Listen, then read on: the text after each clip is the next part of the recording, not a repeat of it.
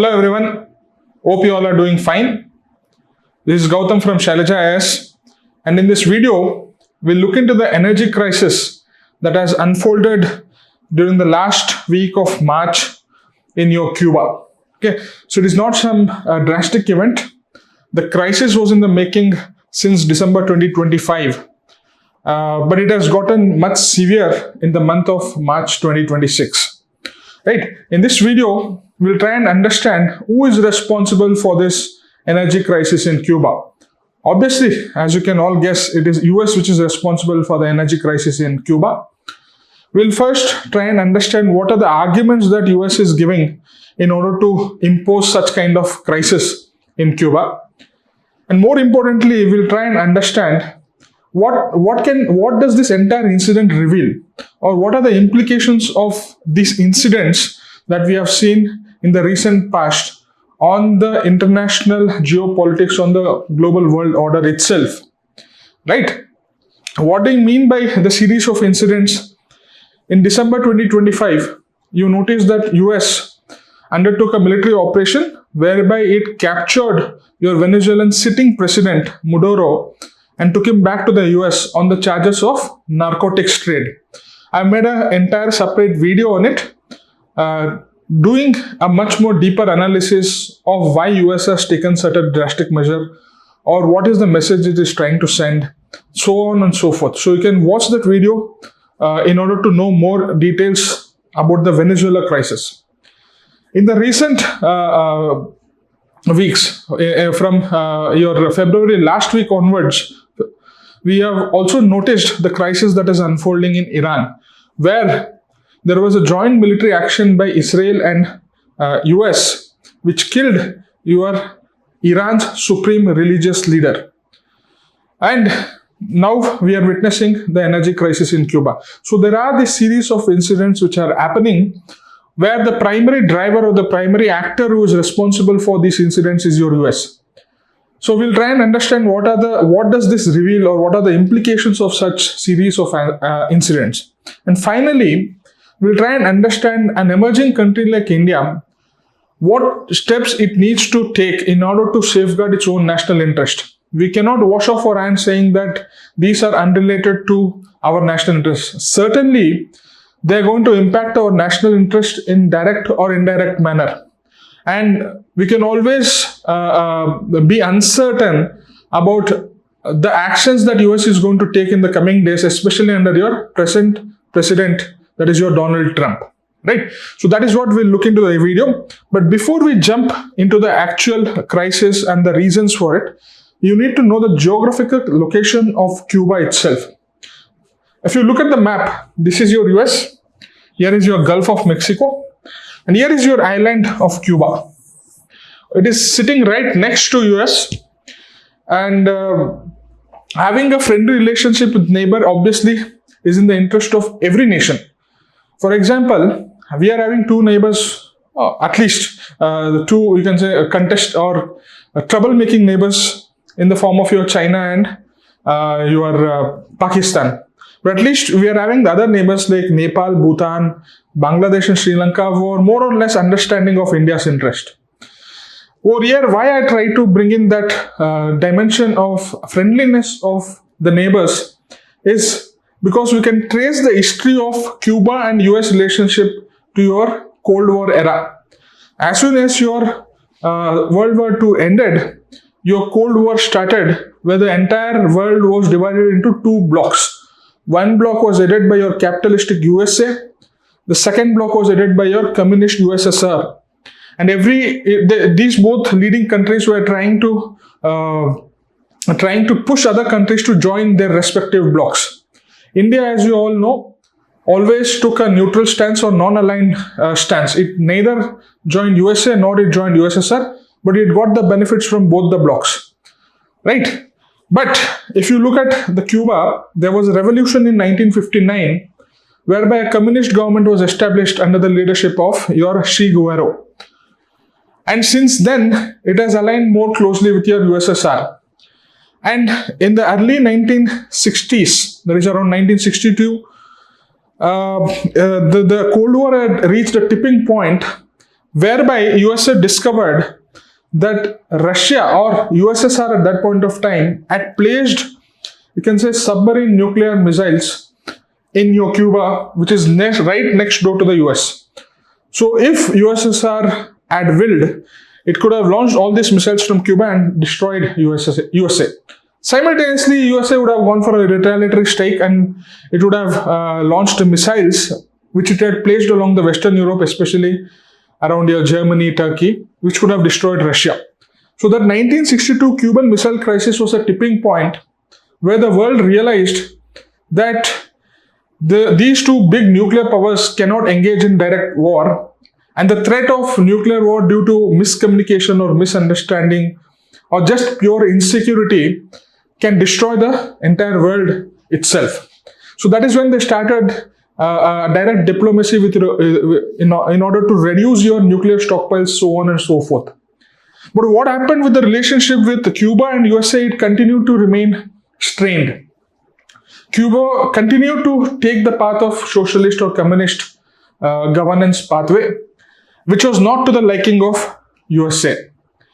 And some of the US corporates who had bought properties for developing your tourism in Cuba, those properties also got nationalized under your communist regime in Cuba.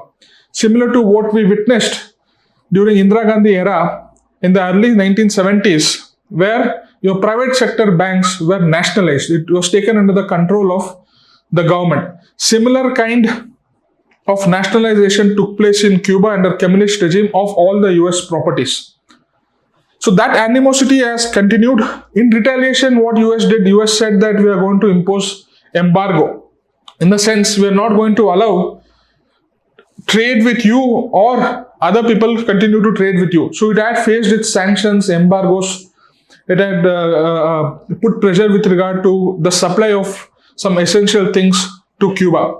But nevertheless, it continued to take a communist pathway itself, and that animosity has continued since 1960s onwards. So for the last 5 decades, the relationship between Cuba and USA has always been on a strained pathway. Obviously, efforts were made during Barack Obama time period in order to normalize the relationship and establish a more normal diplomatic and commercial relationship. But all those steps were reversed when Donald Trump became president in 2016. Why I am giving you the context of this historical context of Cuba and USA relationship? Because that is one of the reasons that US is giving in order to impose the crisis that is unfolding right now. Now, what exactly is the crisis? Please, what exactly is the Cuban Missile Crisis that we are seeing right now? See, as you all know, oil is the bloodline of any economy. If you stop oil, you're more or less choking the entire economic system itself. Because your entire logistics, your power generation, your movement of goods, all of them are dependent on energy source, which is your oil. And 83% of your power generation in Cuba is coming from imported oil. So if that imported oil is stopped, your power generation is stopped. So people will not be having lights. You will not be able to run industrial equipments. Hospitals will not be able to run their equipments. So it is having a multifarious effect when your oil supply is cut off, which impacts your power generation and power distribution, which impacts your normal economic activity. And that is what has happened. Since 2025, USA has stopped Venezuelan oil to Cuba. Venezuela and Cuba were on a friendly terms because both of them are aligning towards your communist ideology. Now, what happened after the capture of Venezuelan sitting president Monroe? US more or less took indirect control of the country, and it said that Venezuela will no more send oil supplies to Cuba. And since Cuba is almost dependent on imported oil for its power generation, its entire power infrastructure collapsed, and it has seen blackouts day in and day out. That is the energy crisis that we are witnessing in Cuba. It is not only, and why US is doing it? One and foremost reason is obviously the historical reason that animosity was there, and it continues even now. And USA thinks that this is a more crucial time. Why it is a very crucial time? because Russia is involved with Ukraine. It is so it will not come easily to the rescue of Cuba. China is involved with Taiwan. Right, China is having its own dispute with Taiwan, and in the near future, some experts are estimating that in 2027, Taiwan will be completely captured or undertaken under your China. Right now, it is under one country, two systems rule, similar to what India was having with regard to Kashmir. Like we abrogated Article 370 and completely integrated Kashmir into our Indian Union. A similar kind of reintegration efforts is being planned by China on Taiwan. And US is one of the biggest obstacle because US is directly or indirectly supporting your resistance that is in Taiwan. Right? So China is busy over there, Russia is busy in Ukraine. So when USA is trying to, you can say, meddle with Cuba, it is difficult that these two supporters of Cuba will immediately come to the rescue. So the timing is very crucial because they are involved in their own troubles. So they won't immediately come to the rescue of Cuba. So that historical context and the timing is making this crisis much more effective by US. Okay, and its stated objective is regime change. It wants the government that is present in the Cuba to be removed and a new regime which is favorable to US interest be established. And they are upfront with it. Your US Secretary of State has clearly stated that the objective of all these measures is to go for a regime change in Cuba. So this geopolitical reason is one of the major factor pushing USA to take these measures, cut off the supply of Venezuelan oil or any other country supplying oil to Cuba and create this crisis, right? Because what happens if people are not having this electricity, obviously they will be dissatisfied and they'll express their anger against the existing government and they say that you get off from the power, and that provides an opportunity for the US to establish its own government or to establish a government which favors its own interest, right? Other US reasons is your domestic reason. There's domestic political reason because your Cuban-Americans who fled from Cuba and took refuge in USA are always looking for a regime change in Cuba. Okay, so they are hardliners and they are a good political bank, especially in your coastal region of your USA. And they are an important vote bank for your Republican Party of USA, the same party from which Donald Trump is coming. So obviously, in order to appease or satisfy the demands of the Cuban-American community who are an important political vote bank for Republican Party, it has undertaken this, you can say, energy crisis and pushing for a regime change in Cuba. There's also another argument which USA is giving by saying that your Cuba is a state sponsor of terrorism because it is supporting your terrorists in Iran, it is supporting Hezbollah, it is supporting fighters in Yemen and Gaza. So that allegation has been made against Cuba. And USA also states that hostile intelligence actors from Russia and China are being given refuge or are being given shelter in Cuba, which is against US national interest. That is the argument which US is giving against Cuba in order to undertake all these measures. Right? Now, what does this entire incident reveal? What does this series of incidents in Venezuela, Iran, Cuba, and in multiple other places, what does this reveal? It reveals the new imperialism in the 21st century. What is imperialism? Control of one country for the host country's interest. Now, how do you exercise control? You exercise control either by military power or by economic power or by ideological power. Okay, so here right now US is not going to directly do some military, it is not directly sending its troops. No, it is trying to use its economic coercive power in order to control other economies so as to satisfy its own national interests. Right? So we can clearly say that whatever multilateral institutions that we had set up, whatever rule-based international order that we had set up for the last 7 decades is slowly being eroded by such unilateral actions by USA. right? And we can also see that your entire United Nations credibility is being diluted. Why? Because in October 2025, your United Nations Assembly passed a resolution criticizing the blockade that US was imposing on Cuba. Okay, because USA had imposed blockades or sanctions since your Trump came in, but from 2025 onwards, it became more strict and stopped supplying or stopped the supply of Venezuelan oil to Cuba. Now, 165 out of 193 countries supported the resolution, which called for ending of US blockade or US sanctions on Cuba. And India was also a part of this 163 nations. But despite that, it is almost representing 92% of the global population. Those 165 countries represent 92% of the global population. So 92% of the entire population is saying that US, what you're doing is wrong. Please roll back your sanctions or blockades on Cuba. USA did not listen to it because USA always has its veto power. And since UN does not have any teeth, UN cannot punish United States of America for violation of all these rules, right? So that is one of the implications, that UN as a multilateral institution is being diluted, international rule-based order is being eroded, right? Multilateral framework is being degraded. Another important aspect is your humanitarian law is being violated. Because who are the ultimate sufferers of this blockade? It is not the elite rulers. Obviously, they will be having threat of being removed from the power.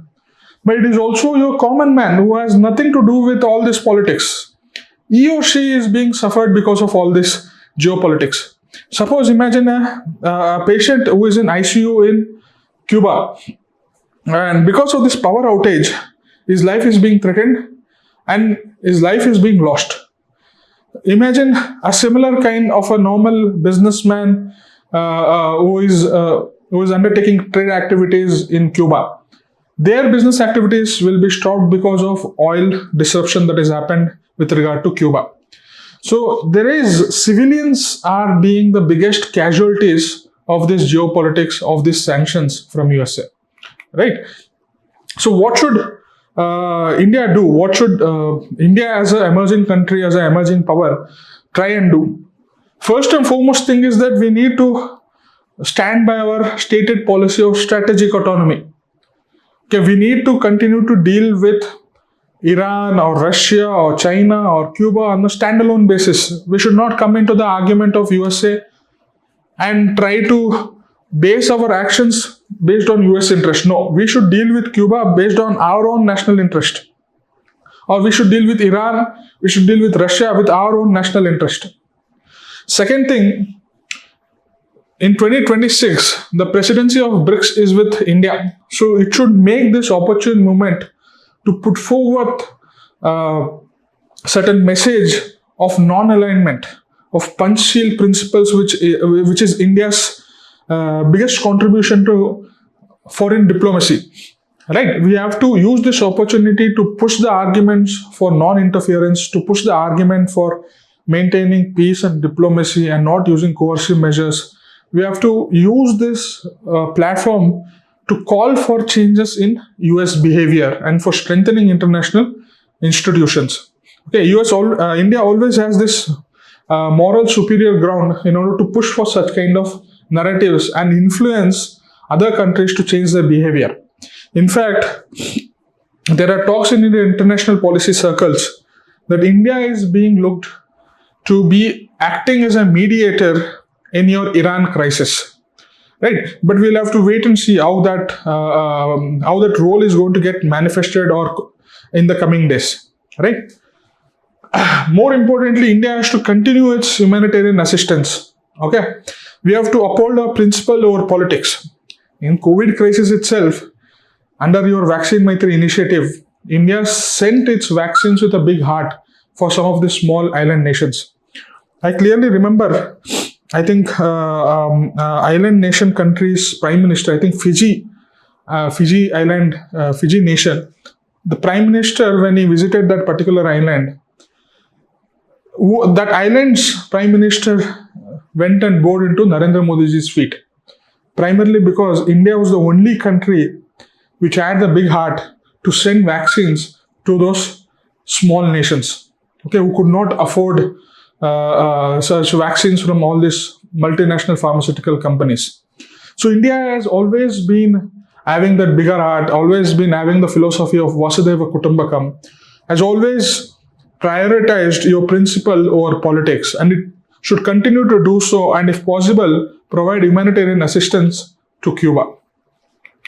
And finally, we need to, you can say, build alternative financial structures trying to decouple from the US dollar itself. Because it is primarily this US trying to weaponize its economic dominance or its dollar trade, which is trying to pushing USA to take all these unilateral actions. If we are trying to build an alternative financial structure whereby it can deal in Indian rupees, okay, so then vulnerabilities to such unilateral actions is going to come down, right? So that is all about this video.